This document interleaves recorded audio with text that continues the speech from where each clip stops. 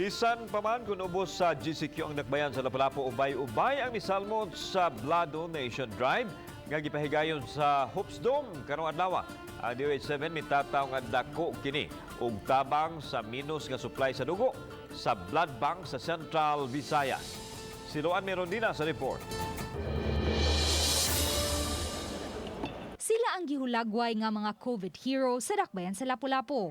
Wa lang nila buntuga si COVID-19, apan mihatag usab sila sa ilang dugo ning panahon nga hilabihan ka menos ang supply sa dugo sa blood bank sa Central Visayas. Usa kanila ang hepe sa Traffic Police nga si Police Chief Inspector Juan Capasio kinsa naigo sa COVID niadtong Hunyo 26.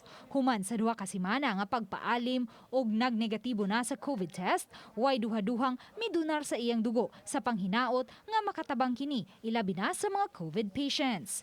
Naamang tay mga kaigsuunan pod ba nga nanginahanglan yun og dugo, labi na katong mga dugo sa mga naka-recover gikan sa COVID positive. So hopefully ang akong na-donate nga dugo makatabang pod nila. Gawa sa mga COVID survivors, may mga yanong tao usab nga nagmaisugong misalmot sa blood donation drive. Usa ang tricycle driver nga si Billy Ochea, kinsa regular ng blood donor. Ng mga tao naghalang magdugo pod. Di daga pagkuan para makatabang po nila.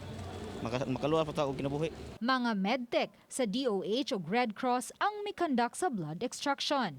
Ang gibuhat karon din himaw ang conventional o regular nga pamaagi sa pag-extract og dugo sa usa ka tawo. Ang nakuhang dugo ipaubos pa sa makuti nga screening sa dili pa kini iproseso, depende sa panginahanglan sa pasyente.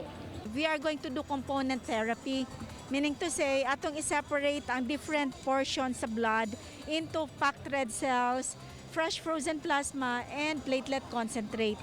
Ang dakbayan sa Lapu-Lapu ang ikaduhang LGU nga misanong sa hangyo sa DOH nga mopahigayon og blood donation drive. Dako natong pasalamat no nga ni sanong gyud ang atong mga kaigsoonang upungano no sa atong panawagan to donate a blood no. Gihimugatan sa DOH7 nga gawas nga nakatabang ka na sa pagsalbar sa kinabuhi sa uban, pinaagi sa gidonar nga dugo. Makaayo usab kini sa panglawas sa donor. Ang atong lawas is capable of reproducing again.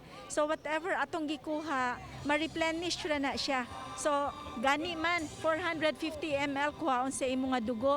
So out of that, mga 200 ml ang imong plasma. So karon mainom kag usa ka basong tubig or even a bottle of milk, you can already replenish that 450 ml nga imong gikuha. Uban ni Godfrey Rilien, Luan Merondina, Balitang Bisda.